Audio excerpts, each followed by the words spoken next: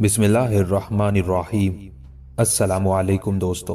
دوسری طرف حسین شرکی نے اسی روز اپنے جنگی لاہے عمل پر کام کرنے کی ابتدا کر دی تھی۔ چنانچہ جو لشکر اس نے متعین کیے تھے جنہوں نے بہلول لودھی کے علاقوں پر حملہ آور ہو کر ترک و تاز، تباہی اور بربادی کا کھیل کھیلنا تھا، وہ اپنے کام کی ابتدا کرنے کے لیے نکل کھڑے ہوئے۔ یہ دونوں لشکر رات کے سینے کے ویران گوشوں میں حرص و ہوس کی جستجو اور بکھرے حروف کی تلاش کرتے، خود غرض، بخیل اور قسمت آزما سوداگروں اور وقت کے در و دیوار پر لہو میں ڈوبی داستان رقم کرنے والوں کی طرح بہلول لودھی کے علاقوں کی طرف بڑھے تھے۔ دونوں نے اپنے درمیان تھوڑا فاصلہ رکھا تھا اور مختلف علاقوں پر حملہ آور ہونے کے لیے بڑھے تھے، جبکہ سلطان بہلول لودھی کے مخبر بھی عمر خان اور بہاولدین کے لشکر کی رہنمائی کرتے ہوئے انہی کی طرف لے جا رہے تھے۔ سب سے پہلے عمر خان کا حسین شرکی کے لشکر کے ایک حصے کے ساتھ ٹکراؤ شروع ہوا اور ان کے پاس پہنچتے ہی عمر خان موت کی منڈی، قضا کے میلے میں رشتوں کی زنجیریں کاٹتے، تباہی کی آگ، مایوسی کے اندھیرے، سہمی سہمی فضاؤں، تاریک افق پر امیدوں کی کرنوں کو بڑی تیزی سے کرب خیز کرتی ہولناک نفرت کی آگ، بربادیوں کے بھنور، فضاؤں کے اجنبی دھندلکوں میں سفلی خواہشات کو وحشی صدیوں کے غبار میں تبدیل کر دینے والے جبر و ظلم کی سیاہ گھٹاؤں، نفرت کی پھیلی تیلی سا آگ و خون کے وحشت بدوش کھیل اور پریشان لمحوں کے ہجوم کی طرح حملہ آور ہو گیا تھا۔ کچھ دیر تک حسین شرکی کے اس لشکر نے عمر خان کا ڈٹ کر مقابلہ کیا، لیکن بڑی تیزی کے ساتھ عمر خان نے ان پر اپنا دباؤ بڑھانا شروع کر دیا تھا، جس کے نتیجے میں حسین شرکی کے اس لشکر کی حالت آہستہ آہستہ بے ثمر خواہشوں، نا امیدیوں کی کڑوی گولی، بربادی کی ساعتوں سے بھی ابتر ہونا شروع ہو گئی تھی۔ تھوڑی دیر کے مزید ٹکراؤ کے بعد عمر خان کے سامنے سے حسین شرکی کا وہ لشکر بھاگ کھڑا ہوا، لیکن اب یوں بچ کر بھی بھاگنا آسان نہ تھا۔ عمر خان نے اپنے پورے لشکر کے ساتھ کھولتی گھسیلی آوازوں، بے زنجیر موجوں، مرگ کے خونی کھیل، جوش مارتی حدت، زمین بوس پاش پاش کر دینے والے قہر لمحوں کے پھندوں کی طرح تعاقب شروع کر دیا تھا، جبکہ حسین شرکی کا لشکر عمر خان کے آگے آگے ہلاکتوں کے پیش خیموں کے سامنے موت کا شکار بنتی اور بھاگتی لومڑیوں اور تمام ہوتی ظلمتوں کی طرح ایک سمت کو بھاگ کھڑا ہوا تھا۔ ادھر بہاولدین اور مبارز خان بھی حسین شرکی کے دوسرے حصے کی طرف بڑھے تھے، اور وہ بھی حسین شرکی کے اس لشکر کو دیکھتے ہی اس پر وقت کی تیز رفتار قہرمانیوں میں بستیاں برباد، شہر ویران کرتے حرمت کے چراغ بنے پاسبانوں، جنگل کی کالی راتوں میں اضطراب و بیزاری کے بھنور میں ڈبوتے آتش کے ساگر اور عذابوں کی طرح حملہ آور ہو گئے تھے۔ بہاولدین اور مبارز خان نے ایسے تیز اور شدید حملے شروع کیے کہ انہوں نے حسین شرکی کے لشکریوں کی آنکھوں میں آتش کے انگارے، قلب میں دکھ کے بوجھ، نبض کے مد و جزر میں نڈال کرتی کیفیت اور دلوں کا گریبان چاک کرتے بنجر زمین کے سیم و تھور کی عقوبتوں اور جرتوں کی دل افروزی کی طرح ضربے لگانے لگے تھے۔ جس طرح عمر خان کے سامنے تھوڑی دیر کی جنگ کے بعد حسین شرکی کے لشکر کی حالت بدلنا شروع ہوئی تھی، ویسی ہی حالت بہاولدین اور مبارز خان کے سامنے آنے والے حسین شرکی کے لشکر کے حصے کی بھی ہوئی تھی، اور بہاولدین اور مبارز خان نے بھی بڑی تیزی سے ان کی حالت قبروں کی خاموشیوں، بوسیدہ کفن کیسی ویرانیوں، راہوں پر بکھرتے آشوب اور برباد کرتی تپش جیسی ہونا شروع ہو گئی تھی۔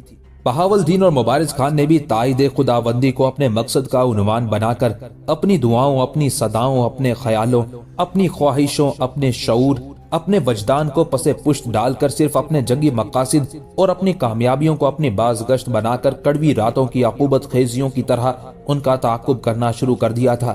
حسین شرکی کے دونوں لشکروں نے شاید پہلے سے یہ معاملہ طے کیا ہوا تھا کہ بہلول لودھی کے لشکر کے اندر یلغار کرنے کے بعد دونوں لشکر یکجا ہوں گے اور پھر سامان سے لدے پھندے واپس جائیں گے، لیکن جب دونوں پر حملہ ہوا تو دونوں یکجا ہونے کے لیے بھاگے، کیونکہ دونوں کو شکست کا سامنا کرنا پڑ چکا تھا۔ لہٰذا جہاں انہوں نے ایک دوسرے سے ملنا تھا وہاں وہ ملے ضرور، لیکن اب ان کی حالت پہلے سے بھی بری ہونا شروع ہو گئی تھی، اس لیے کہ عمر خان، بہاولدین، علی خان اور مبارز خان چاروں نے اب اکٹھے ہو کر ان کا تعاقب کرتے ہوئے ان پر ابدیت کی راہوں پر ذہنوں میں قہرمانیت کی بارش کرتی قضا، مرگ کی داستانوں اور وقت کی گہرائیوں میں اسباب ہلاکت کی چنگاریاں کھڑی کرتی طوفانی یورش اور لشکروں پر غضب بن کر نزول کرتے صدیوں کے تھمے کرب خیز عذابوں اور کروٹیں لیتی ہولناک برق کی طرح حملہ آور ہونا شروع کر دیا تھا۔ اس طرح تعاقب کرتے ہوئے عمر خان اور بہاولدین نے اپنے لشکریوں کے ساتھ حسین شرکی کے اس متحدہ لشکر کی تعداد بڑی تیزی سے کم کرنا شروع کر دی تھی۔ ادھر قطب خان نے بھی حسین شرکی اور اس کے بھتیجے جلال خان کو اپنے ساتھ بری طرح الجھائے رکھا उस मौके पर हुसैन शर्की और उसका भतीजा जलाल खान आगे बढ़कर कुतुब खान पर जरब लगाना चाहते थे, लेकिन इसी दौरान उनके मुखबिरों ने उन्हें ये इतला कर दी कि उनके जो लश्कर बहलोल लोदी के इलाकों में तुर्को ताज और यलगार करने के लिए गए थे, उन्हें उमर खान और बहावलदीन के हाथों बदतरीन शिकस्त का सामना करना पड़ा है और उमर खान और बहावलदीन ने हमलावर होकर उनकी तादाद काफी हद तक कम कर दी है। ये सूरत हाल हुसैन शर्की के लिए बड़ी हौसला शिकन थी, लिहाजा उसने आगे बढ़कर कुतुब खान पर हमला नहीं किया। उस सूरत हाल को वाज़ेह करने के लिए मोरखीन लिखते हैं कि हुसैन शर्की ने जंग की ठान ली थी, पर उस मौके पर जब कुतुब खान ने हुसैन खान यानी हुसैन शर्की को पैगाम भेजा कि मैं तुम्हारी माँ बीबी राजी का ही परवरदा हूँ और उनके मुझ पर बड़े एहसानात हैं, इसलिए कि कुतुब खान 7 साल तक जौनपुर में कैद की हालत में रहा था और बीबी राजी उस पर बड़ी इनायात करती रही थी। हुसैन शर्की शायद कुतुब खान की सुलह की बातचीत को भी नजरअंदाज कर देता, लेकिन जब उसके पास ये खबरें पहुंची कि उसके लश्कर के 2 हिस्सों को उमर खान और बहावलदीन ने तबाह बर्बाद कर दिया है, तब वो हमलावर होने से बाज रहा, लिहाजा सुलह करके वापस जौनपुर की तरफ चला गया। एक रोज किरण, कंपल और सलवन तीनों दीवान खाने में बैठी उमर खान और बहावलदीन से मुतालिक गुफ्तगू कर रही थी, जबकि नरसिंह घुड़ दौड़ के लिए बाहर गया हुआ था। थोड़ी देर बाद तीनों चौंक उठी, इसलिए कि हवेली से बाहर लोगों के शोर करने की आवाज सुनाई दी। तीनों तकरीबन भागती हुई दीवान खाने से निकलकर जब बरामदे में आई तो बाहर कोई कह रहा था, नरसिंह को किसी ने कत्ल कर दिया है। ये अल्फाज सुनकर सलवत ने बरामदे के सतून का सहारा ले लिया था। चकरा कर रह गई थी, जबकि किरण और कंपल की हालत भी अजीब थी। रंग दोनों के पीले हो गए थे। हिम्मत करके दोनों बहनें भागती हुई हवेली के सदर दरवाजे की तरफ गई। जूं ही उन्होंने दरवाजा खोला, बाहर लोगों का जमघटा हो रहा था और फिर थोड़ी ही देर बाद कुछ आदमी खाट पर नरसिंह की लाश उठाए हवेली में दाखिल हुए। लाश को बरामदे में एक तरफ रख दिया गया था। अपने शोहर की लाश देखकर सलवंत और अपने भाई को मुर्दा हालत में देखते हुए किरण और कंपल वावेला करने लगी थी, बेन करते हुए रोने लगी थी, बार बार लाश से लिपटती थी। उसी रोज कुछ कासिद नरसिंह के बाप को इतला देने के लिए भवी गांव की तरफ भी रवाना कर दिए गए थे। तीनों ने वो वक्त बड़ी मुश्किल से काटा। मोहल्लेदारों ने उस सिलसिले में उनकी काफी मदद की। इसके अलावा शहर का नज्म और नस्क चूंकि ईसा खान और दरिया खान के अलावा कुछ दूसरे लोगों के सपुर्द किया गया था, उन्होंने भी इस सिलसिले में बड़ी मदद की। कातिलों को तलाश करने का भी वादा किया। लाश लाने वालों ने उन तीनों को बताया कि नरसिंह घुड़दौड़ पर गया था, वहां कोई उस पर हमलावर हुआ और उसका काम तमाम कर दिया। कुछ लोगों ने उसे वहां मरते हुए देख लिया था। जब तक वो उसकी मदद को आते वो दम तोड़ चुका था, लिहाजा वो उसकी लाश को उठाकर उसकी हवेली में ले आए। इसी दौरान शहर के अंदर यह खबर भी फैल गई कि नरसिंह को दरिया खान लोदी ने कत्ल किया है। शहर के अंदर यह खबर गर्दिश करने लगी थी कि माजी में चूंकि नरसिंह के बाप प्रताप देव ने दरिया खान लोदी से एक नेजा जो उस जमाने में अलमे सरवरी समझा जाता था, छीना था, लिहाजा दरिया खान ने उस बात का इंतकाम लिया और प्रताप देव के बेटे नरसिंह को कत्ल कर डाला। मोरखी नरसिंह के इस कत्ल को तफसील के साथ बयान करते हैं, साथ ही अपनी राय का भी इजहार करते हैं। बहरहाल जिस वक्त सुल्तान बहलोल लोदी अपने लश्कर और सालारों के साथ जौनपुर के हुक्मरान हुसैन शर्की का मुकाबला करने के लिए गया हुआ था, उसकी गैर मौजूदगी में नरसिंह को कत्ल कर दिया गया था। बहलोल लोदी जब अपने लश्कर के साथ वापस दिल्ली आया तो उमर खान, बहावलदीन, कुरमली खान और दूसरे सालारों के साथ सीधा नरसिंह की हवेली में दाखिल हुआ। उस वक्त तक नरसिंह का बाप प्रताप देव और उसका दूसरा बेटा राय भीम भी वहां पहुंच चुके थे। सुल्तान बहलोल लोदी ने कुछ देर वहां बैठकर मालवा के साबिक राजा प्रताप देव से उसके बेटे के मरने पर दुख का इजहार किया और उससे वादा किया कि कातिलों को तलाश करके उन्हें हर सूरत में सजा के अमल से गुजारा जाएगा। उसके बाद बहलोल लोदी ने बड़ी राजदारी से उमर खान और बहावलदीन दोनों को मुखातिब करके कहा, तुम दोनों का अब इस हवेली से एक ताल्लुक और वास्ता है। किरण और कंपल की निस्बत से इस खानदान से तुम्हारा रिश्ता है। तुम दोनों यहीं कायम करो, शाम तक यहाँ रहो, उनको ढारस भी दो। मेरे ख्याल में तुम्हारी यहाँ मौजूदगी से उन्हें किसी कदर सुकून और आसूदगी होगी। सुल्तान बहलोल लोदी के उन अल्फाज से उमर खान और बहावलदीन ने इत्तेफाक किया था। फिर सुल्तान बाकी लोगों को लेकर हवेली से निकल गया।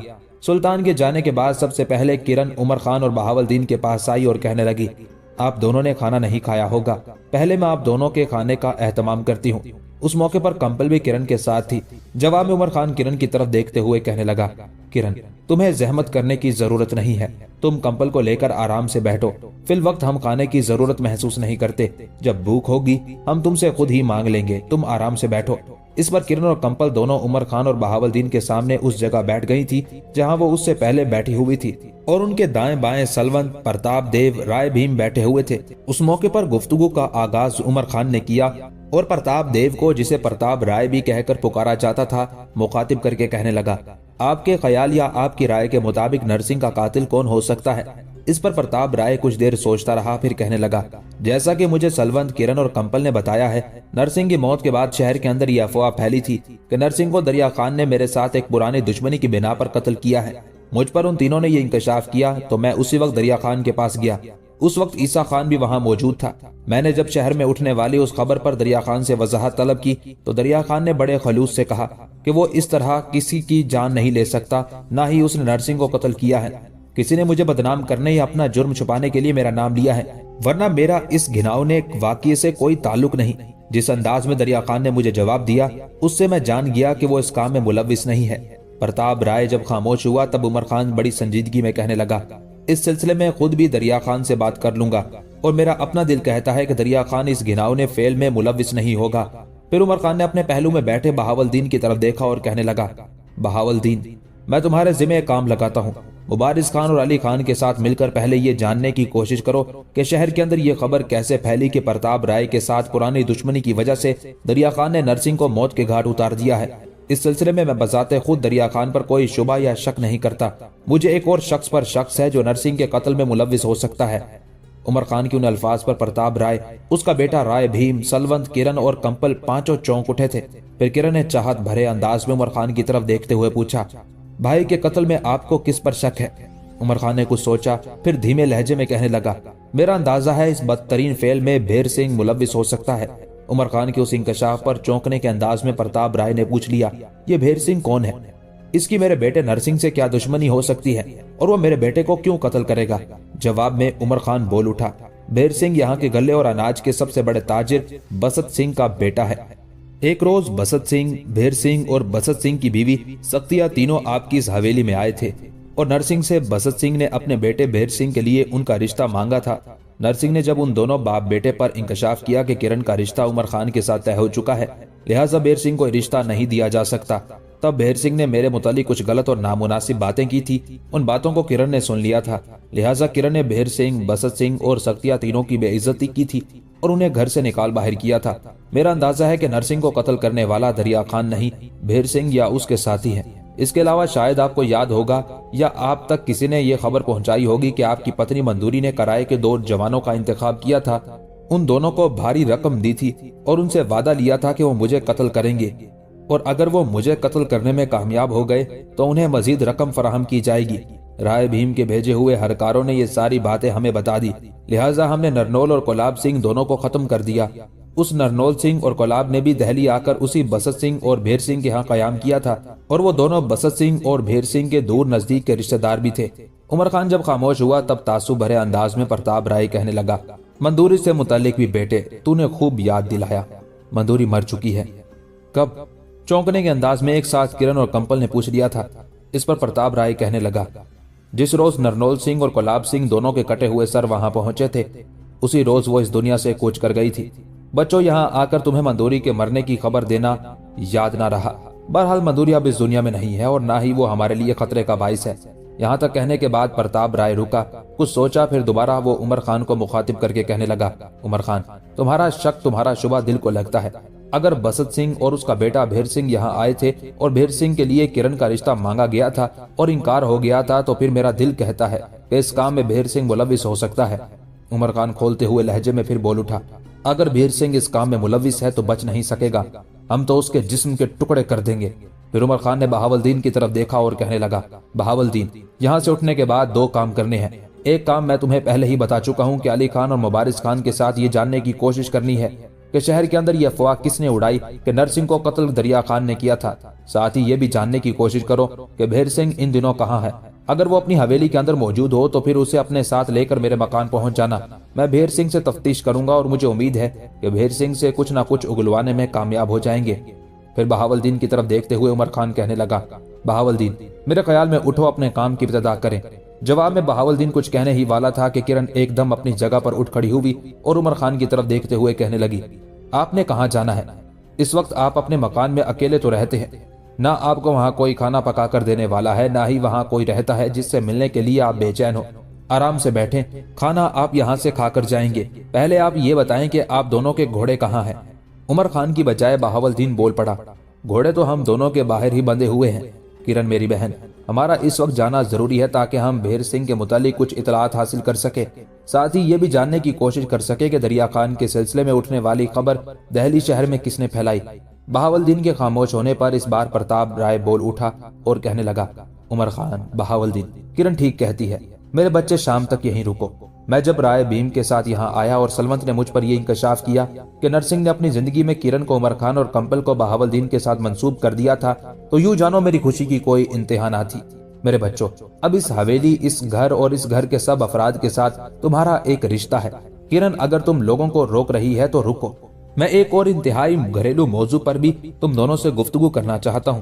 یوں جانو یہ ایک ایسا کام ہے جس میں تم دونوں سے مشورہ کرنا بے حد ضروری اور اہم ہے، اس لیے کہ اب اس حویلی کو آباد رکھنا ایک بہت بڑا مسئلہ بن کر اٹھا ہے۔ نرسنگھ زندہ تھا تو سلونت، کرن اور کمپل کے متعلق مجھے کوئی پریشانی اور فکر مندی نہیں تھی۔ اب نرسنگھ نہیں ہے تو ہم نے اس حویلی کو آباد کرنے کے علاوہ سلونت، کمپل اور کرن کے تحفظ کا بھی اہتمام کرنا ہے۔ رائے پرتاپ جب خاموش ہوا تب عمر خان کہنے لگا، جو کچھ آپ کہتے ہیں وہ درست ہے۔ کیا ایسا ممکن نہیں کہ میں اور بہاولدین اس وقت چلے جائیں؟ ابھی دیکھیں شام ہونے میں بہت وقت ہے، سورج غروب ہونے کے بعد آپ سب میرے مکان میں آ جائیں، رات کا کھانا وہیں سب اکٹھے بیٹھ کر کھائیں گے، بہاولدین بھی وہاں آ جائے گا، وہیں آپ جو گفتگو مجھ سے اور بہاولدین سے کرنا چاہتے ہیں وہ کر لیجئے گا۔ عمر خان کے خاموش ہونے پر کرن بول اٹھی، ہم وہاں آنے کے لیے تیار ہیں اور آپ کی اس تجویز کو مانتے بھی ہیں، لیکن ہماری ایک شرط ہے۔ کیسی شرط؟ اس کی طرف گھورنے کے انداز میں دیکھتے ہوئے عمر خان نے پوچھ لیا تھا۔ شرط یہ ہے کہ سب کے لیے کھانا یہاں سے تیار ہو کر جائے گا۔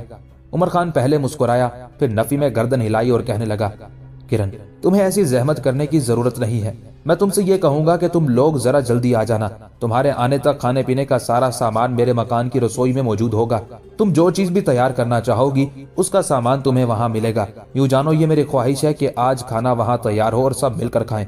جب کرن نے اس پر رضامندی کا اظہار کر دیا تب کمپل بھی مان گئی، باقی نے بھی اتفاق کیا۔ اس کے بعد عمر خان اور بہاولدین دونوں وہاں سے اٹھ کر چلے گئے تھے۔